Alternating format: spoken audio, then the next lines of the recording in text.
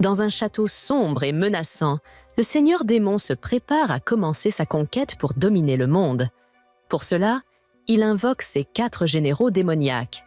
Urmander l'infernal, Sylph de la tempête, Gnome le bastion terrestre, et enfin, il invoque le plus cynique et dépourvu d'âme de tous, un salarié japonais sous-payé. Denuski avait commencé à travailler pour son entreprise comme un simple employé de bureau insignifiant, mais il était plein d'espoir et sûr qu'il gravirait un jour les échelons de la promotion. Cependant, alors que Denuski travaillait plus dur pour le bien de l'entreprise, ses collègues passaient leur temps à flatter leur patron. Ainsi, ils obtenaient des promotions tandis que Denuski se voyait expédié dans un autre pays pour travailler sur un projet d'expansion. À son arrivée, Denuski découvrit que rien n'avançait, car le site manquait totalement de financement. Il essaya de convaincre son patron d'approuver un budget supplémentaire pour acheter les équipements nécessaires. Mais cela impliquait des coûts, et son patron refusa, tout en criant qu'il ne fallait pas gaspiller d'argent. Les locaux, indifférents à un travail sans outils adéquats, quittèrent le chantier, laissant Denuski tout gérer seul. Cependant, en voyant à quel point Denuski travaillait dur malgré sa solitude, les habitants furent inspirés et décidèrent bientôt de revenir pour l'aider. Mais juste au moment où il avait enfin tout mis en place et que les choses fonctionnaient, il reçut un appel de son patron. Au départ, il pensait que son travail acharné allait enfin être reconnu et qu'il recevrait une prime tant attendue. Mais il avait totalement tort. Il n'avait même pas prévu une petite fête avec des pizzas pour lui. Tout ce qu'il obtint en retour de ses efforts, c'était encore plus de travail, car ils décidèrent de le transférer dans un autre pays pour un nouveau projet d'expansion. À ce stade, Denuski commença à remettre en question ses choix de vie. Il réalisa qu'il gaspillait sa vie pour une entreprise qui ne se souciait manifestement pas de lui.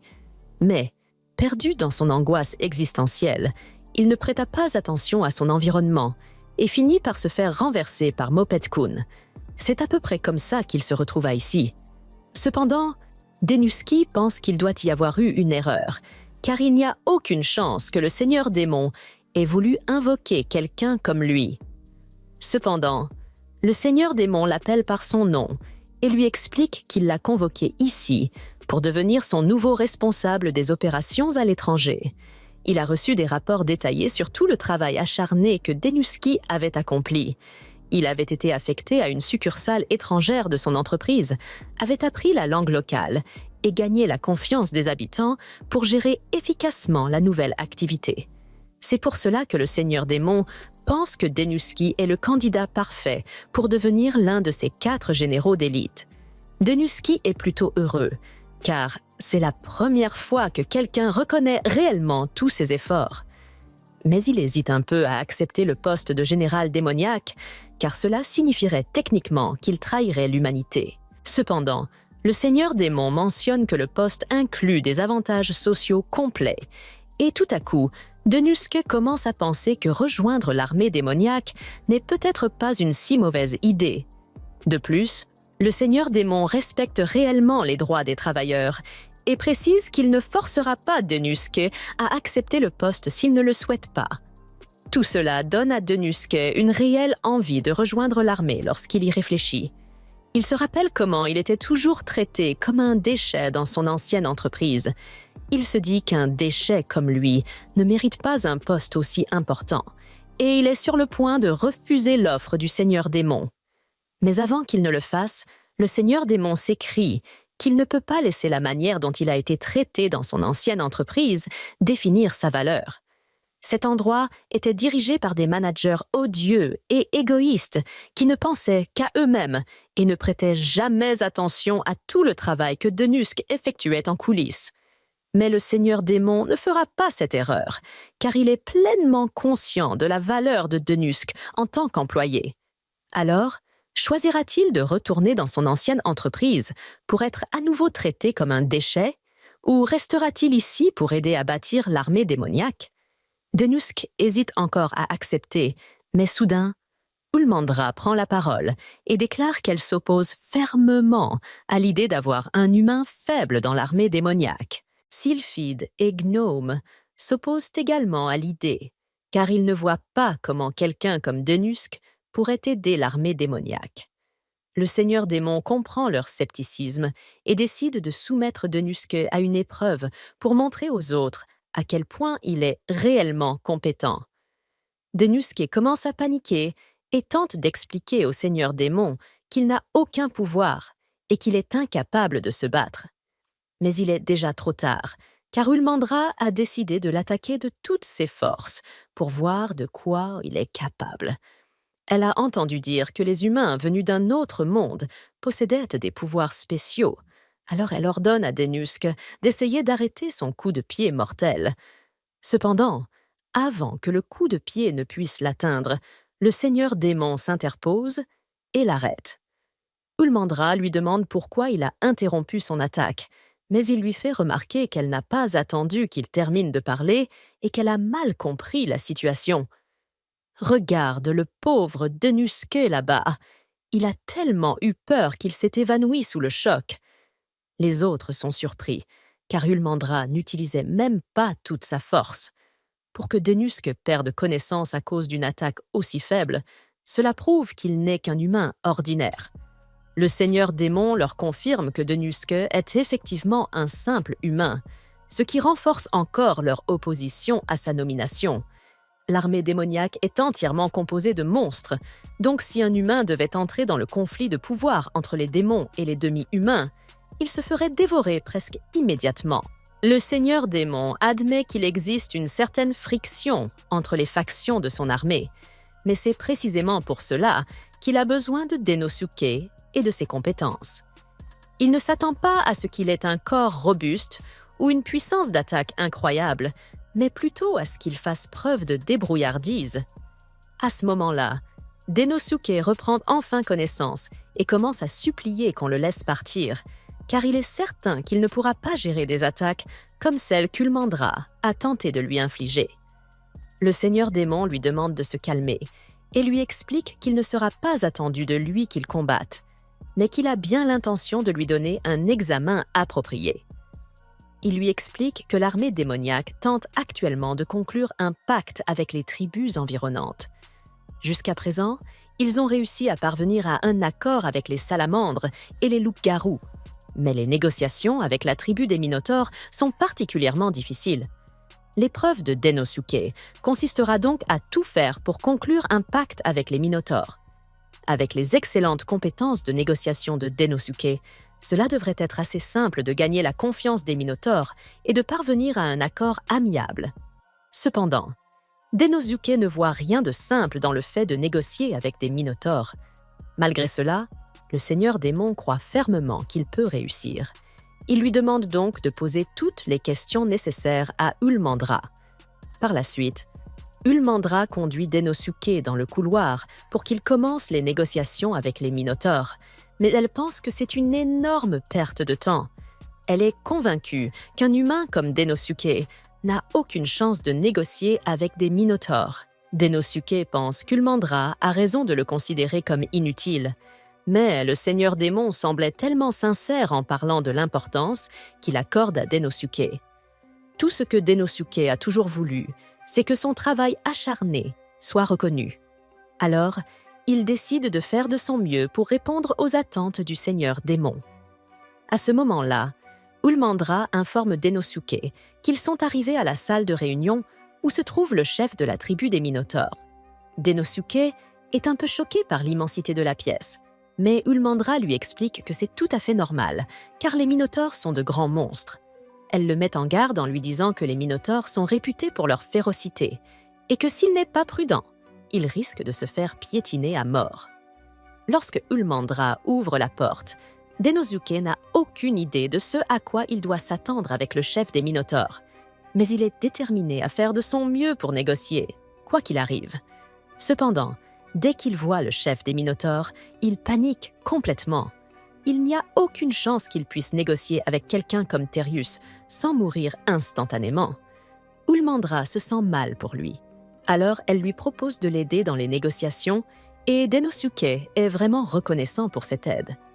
Mais rapidement, il remarque qu'Ulmandra commence à se disputer avec Terius et il a la nette impression que les négociations ne se déroulent pas aussi bien qu'il l'espérait. Ulmandra ne comprend pas comment Terius peut être insatisfait de tout ce qu'ils lui ont offert, et Terius insiste sur le fait qu'elle ne comprend pas ce qu'il veut dire. Aucune avancée n'est donc réalisée sur le pacte, et Ulmandra quitte la salle de réunion. Elle ne comprend vraiment pas pourquoi il est si difficile pour Terius d'accepter le pacte alors qu'il était initialement ouvert à l'idée. Au moment où ils allaient finaliser l'accord, il s'est mis à crier « Non, non, encore et encore ». Ulmandra est revenu plusieurs fois pour voir s'il accepterait de signer le pacte, mais tout ce qu'il disait était « non ». Elle n'arrivait pas à comprendre ce qu'il voulait. Ulmandra ne voit aucune solution possible et décide de laisser le reste à Denosuke, bien qu'elle soit convaincue qu'il échouera lamentablement. Denosuke commence à faire une véritable crise de panique, persuadé qu'il n'y a aucun moyen de sortir de ce pétrin. Mais alors qu'il marche dans les couloirs, cherchant désespérément une solution, il aperçoit une enseigne de bar et décide d'y entrer pour se changer les idées. Le barman lui tend une serviette chaude pour l'aider à se calmer, et Denosuke commande un verre tout en s'asseyant pour réfléchir. Il aimerait travailler sur les négociations, mais il se dit qu'il n'y a rien à faire si le client refuse de négocier. Cependant, Denosuke réalise soudain que Terius ne refuse peut-être pas réellement de négocier après tout. Denosuke a déjà vécu une situation similaire dans le passé, où un client disait constamment « non ». Mais en regardant dans les yeux de ce client, il avait réussi à comprendre ce qu'il voulait vraiment dire, et les deux parties avaient finalement trouvé un terrain d'entente. Sachant désormais ce qu'il doit faire, Denosuke termine son verre et sort du bar, prêt à faire ce que tout homme d'affaires digne de ce nom sait faire: négocier. Pendant ce temps, Ulmandra est de retour dans la salle du trône du Seigneur Démon pour faire un rapport sur sa conversation avec Terius. Elle explique qu'aucune avancée significative n'a été réalisée, et elle doute que Denosuke puisse accomplir quoi que ce soit non plus, surtout qu'il est arrivé dans ce monde aujourd'hui même. Cependant, le Seigneur Démon garde foi en Denosuke et demande à Ulmandra d'attendre et de voir ce qu'il est capable de faire. Ulmandra ne comprend pas ce que le Seigneur Démon trouve d'exceptionnel chez Denosuke, mais décide tout de même d'aller vérifier comment il s'en sort. Lorsqu'elle le trouve, elle le surprend en train de remplir plusieurs sacs de foin. Intriguée, elle lui demande ce qu'il fait. Denosuke lui répond qu'il se prépare à avoir une vraie conversation avec Terius. Elle tente de lui expliquer que c'est inutile, car Terius n'est pas disposé à négocier. Mais Denosuke est convaincu qu'il y a encore une chance. Il suffit qu'il regarde Terius dans les yeux et qu'il exprime correctement ses émotions pour que tous deux parviennent à se comprendre. Ulmandra remarque que Denosuke semble beaucoup plus confiant qu'avant. Sans une once de peur cette fois, il entre dans la salle de réunion pour parler à Terius. Le matin suivant, Ulmandra entre dans la salle de réunion pour vérifier si Denosuke est toujours en vie. Mais lorsqu'elle regarde à l'intérieur, elle trouve seulement une pièce remplie de foin et ni Denosuke ni Terius n'y sont visibles. Au début, elle pense que les négociations ont échoué et ont entraîné une grosse bagarre. Mais juste à ce moment-là, Denosuke entre et lui dit que tout va bien. Dans ce cas, elle exige de savoir pourquoi il y a du foin partout dans leur château démoniaque sacré, et surtout, elle lui demande où est passé Terius.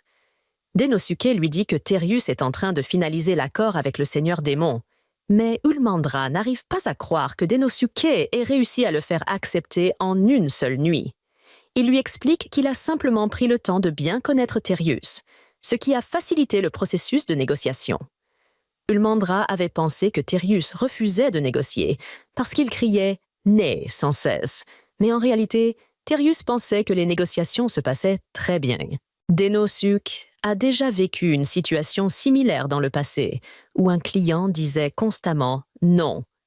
Mais en regardant dans les yeux de ce client, il avait réussi à comprendre ce qu'il voulait vraiment dire, et les deux parties avaient finalement trouvé un terrain d'entente. Sachant désormais ce qu'il doit faire, Denosuke termine son verre et sort du bar, prêt à faire ce que tout homme d'affaires digne de ce nom sait faire: négocier. Pendant ce temps, Ulmandra est de retour dans la salle du trône du Seigneur Démon pour faire un rapport sur sa conversation avec Thyrius. Elle explique qu'aucune avancée significative n'a été réalisée, et elle doute que Denosuke puisse accomplir quoi que ce soit non plus, surtout qu'il est arrivé dans ce monde aujourd'hui même. Cependant, le Seigneur Démon garde foi en Denosuke et demande à Ulmandra d'attendre et de voir ce qu'il est capable de faire. Ulmandra ne comprend pas ce que le Seigneur Démon trouve d'exceptionnel chez Denosuke, mais décide tout de même d'aller vérifier comment il s'en sort. Lorsqu'elle le trouve, elle le surprend en train de remplir plusieurs sacs de foin. Intriguée, elle lui demande ce qu'il fait. Denosuke lui répond qu'il se prépare à avoir une vraie conversation avec Thyrius. Elle tente de lui expliquer que c'est inutile, car Thyrius n'est pas disposé à négocier. Mais Denosuke est convaincu qu'il y a encore une chance. Il suffit qu'il regarde Thyrius dans les yeux et qu'il exprime correctement ses émotions pour que tous deux parviennent à se comprendre. Ulmandra remarque que Denosuke semble beaucoup plus confiant qu'avant. Sans une once de peur cette fois, il entre dans la salle de réunion pour parler à Thyrius.